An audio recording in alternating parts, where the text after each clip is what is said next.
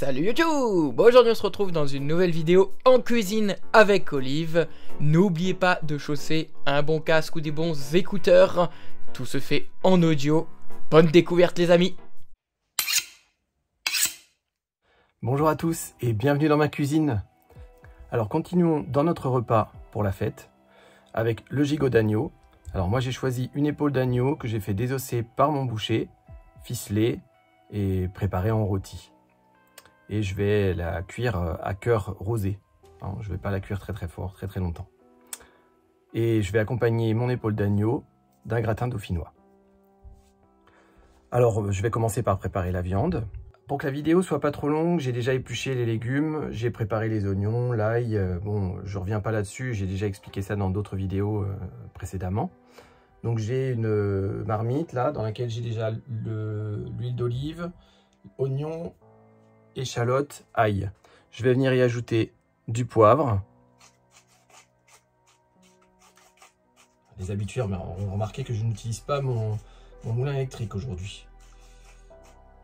Je vais y ajouter des épices. Alors épices, j'ai choisi de mettre du gingembre et du main salé.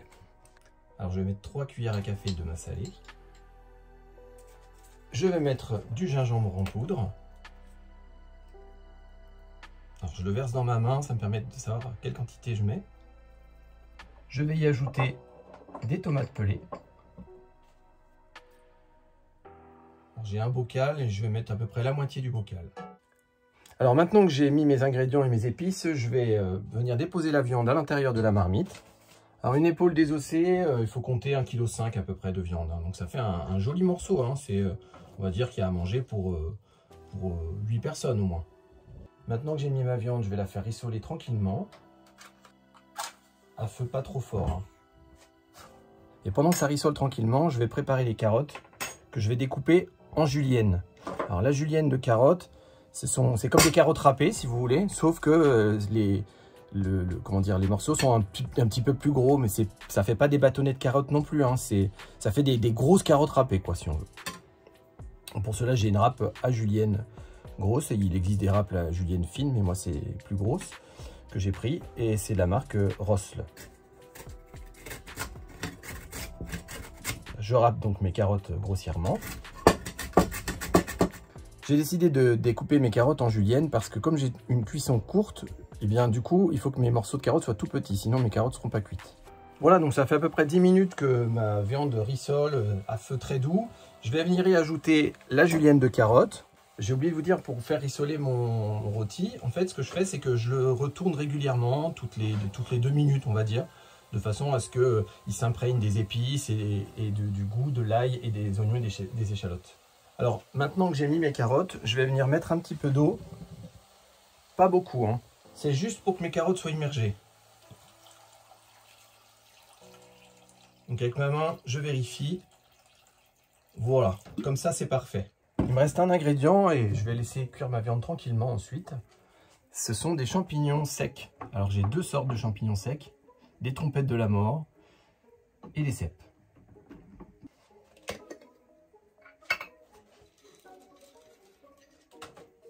Alors, je vais faire en sorte qu'ils soient bien immergés mes champignons. Hein.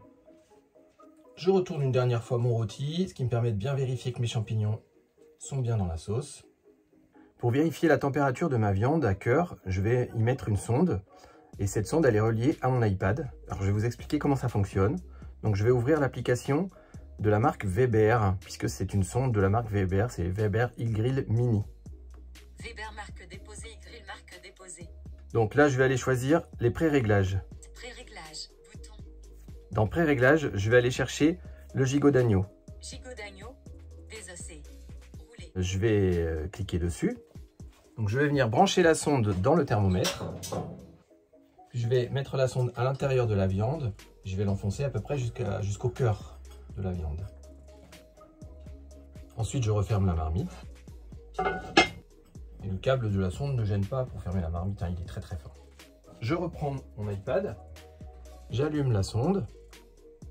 Sonde 1, connecté, gigot d'agneau, désossé, roulé. La température actuelle est de 13 Celsius, 13 degrés, 54. Et 54 degrés, c'est la température que je devrais atteindre lorsque ma viande sera cuite. Alors pas d'inquiétude, je laisse mon iPad à proximité de la marmite, derrière moi, sur mon plan de travail.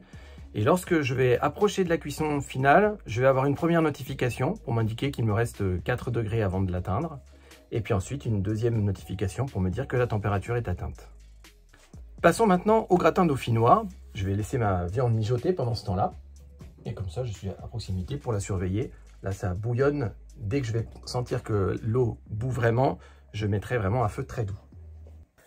Alors, la recette du gratin dauphinois, c'est très très simple en fait. Vous avez évidemment des pommes de terre, de la crème, du lait, des épices très peu, de la noix de muscade, je vais mettre sel, poivre. Et puis c'est un temps de cuisson d'1 heure. Bon, je vais vous expliquer tout ça tout à l'heure. Alors, j'ai pris un plat relativement profond. Dans ce plat, je vais commencer par mettre du beurre. Donc, pour mon beurre, je coupe des tranches fines. Et puis, je vais venir beurrer mon plat, c'est-à-dire je vais mettre du beurre sur toute la surface du plat. Donc, évidemment, j'en ai pris un petit peu, puis si je vois que j'en ai pas assez, je reviendrai en prendre d'autres. Donc mon beurre, je l'avais sorti à l'avance pour qu'il soit mou, de façon à ce qu'il puisse bien s'étaler à l'intérieur du plat. J'en mets dans le fond, mais je vais aussi en mettre sur les côtés. Alors il ne faut pas que ce soit trop épais, hein, c'est juste histoire de beurrer le plat, de façon à ce que lorsque ça va cuire au début, ça va faire une petite couche au fond du plat, de façon à éviter que ça accroche. En quantité de beurre, je mets à peu près 100 grammes. Et pour les côtés du plat, ce que vous pouvez faire, c'est que vous coupez dans votre tranche un petit morceau, puis vous l'étalez en appuyant dessus avec vos pouces. Vous pincez le rebord du plat en fait. Ça vous permet vraiment de tapisser toute la surface du plat. Alors moi j'ai décidé de faire un gratin dauphinois pour 6 personnes. Donc j'ai 1,5 kg, 1,6 kg de pommes de terre, un demi-litre de crème liquide, un demi-litre de lait. Alors vous voyez, ça commence à bouillir, donc là, je vais venir laisser vraiment un feu très très doux.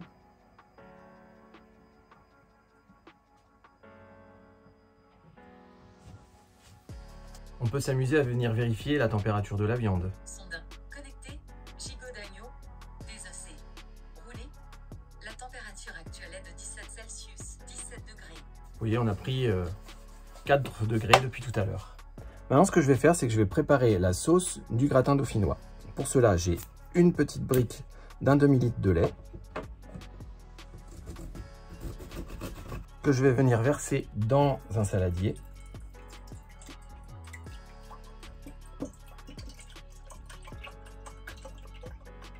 Une bouteille d'un demi-litre de crème liquide.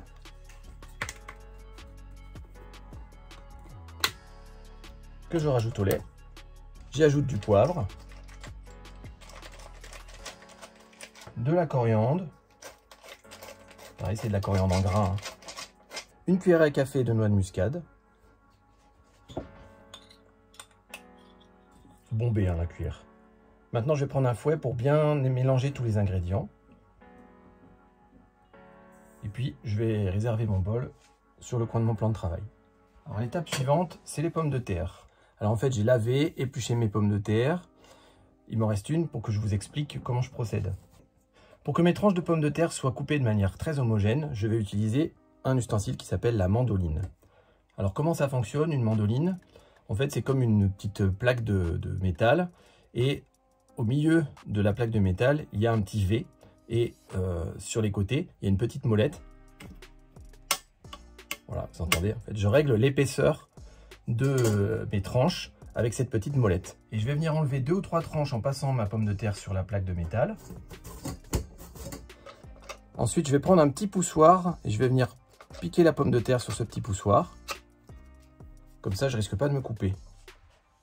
Et je finis de découper ma pomme de terre en tranches.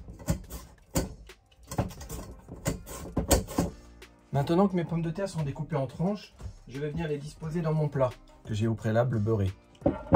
Je vais vous expliquer comment je procède. Donc, je mets les tranches de pommes de terre du dessous dans un sens. Alors là, j'ai choisi de les mettre côte à côte, dans le sens de la largeur. C'est un petit peu long à faire, mais c'est important de les disposer comme je vais vous l'expliquer pour que lorsque je vais venir mettre mon liquide à l'intérieur de mon plat, eh bien, le liquide se répartisse au mieux entre les tranches de pommes de terre. Là, j'ai fait une première couche dans le fond, donc maintenant je vais changer de sens. Je les mets dans le sens de la longueur. Le premier sens n'a pas d'importance, hein. Vous faites en fonction. Le principal, c'est de les croiser, en fait. Ah oui, j'ai oublié de vous dire aussi, pour l'épaisseur des pommes de terre, j'ai choisi à peu près 3 mm, 3-4 mm, pas plus. Sinon, autrement, vos pommes de terre, elles risquent d'être croquantes et ça ne fonctionne pas, hein. Là, je change de sens à nouveau.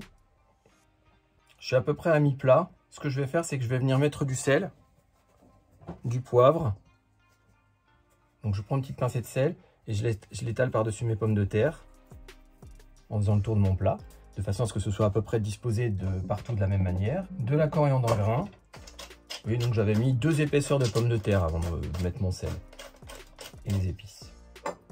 Et je recommence 2 autres épaisseurs de pommes de terre. Là, j'en ai mis assez. Je recommence le sel, le poivre et la coriandre. Une fois que j'ai disposé toutes mes pommes de terre, j'appuie un petit peu dessus pour bien enfoncer les pommes de terre pour que ce soit à peu près homogène au niveau du dessus. Il faut que ce soit bien plat, quoi.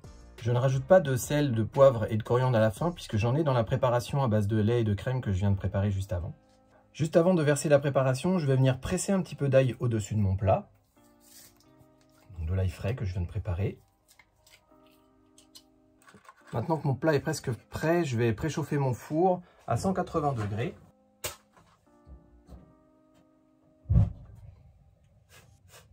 Alors, il me reste 2 étapes pour ma préparation. Tout d'abord, je vais verser le contenu de mon saladier à l'intérieur de mon plat gratin. La dernière étape, eh bien, je vais mettre quelques petits morceaux de beurre sur le dessus. Ce que je fais, c'est que je coupe de fines tranches de beurre que je vais venir disposer sur le dessus de mon plat. Mon plat est prêt, je vais pouvoir l'enfourner bientôt. Je vais en profiter, j'ai un petit peu de temps pour aller vérifier la cuisson de mon rôti. Sonde connecté, gigot d'agneau, désosé, roulé. La température actuelle est de 34 Celsius, 34. Voilà, et bien ça cuit gentiment. Température souhaitée atteinte. L'iPad m'indique que la température souhaitée est atteinte, ça veut dire que je peux arrêter sous ma marmite.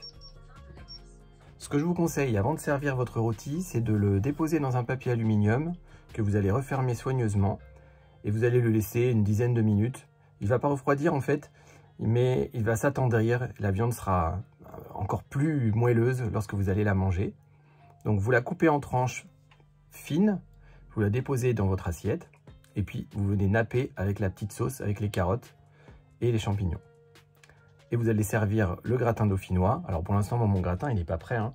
Il faut compter 1 heure de cuisson. Lorsque vous êtes en fin de cuisson, vous sortez votre plat, puis vous prenez une fourchette et vous goûtez une des pommes de terre du dessus. Si elle est cuite, c'est que c'est parfait. Voilà, il me reste à vous souhaiter un bon appétit. Alors, ça vous a plu? Si vous avez toutes questions, suggestions ou interrogations, n'hésitez pas en section commentaires, on se fera un plaisir que ce soit Olive ou moi-même à vous répondre. N'hésitez pas à vous abonner à la page Facebook et à la chaîne YouTube pour être au courant de toutes les dernières sorties et actualités. Également les amis, partagez le contenu, ce sera important pour nous et pour ceux qui souhaitent apprendre à faire de bons plats. Bon appétit, à la prochaine!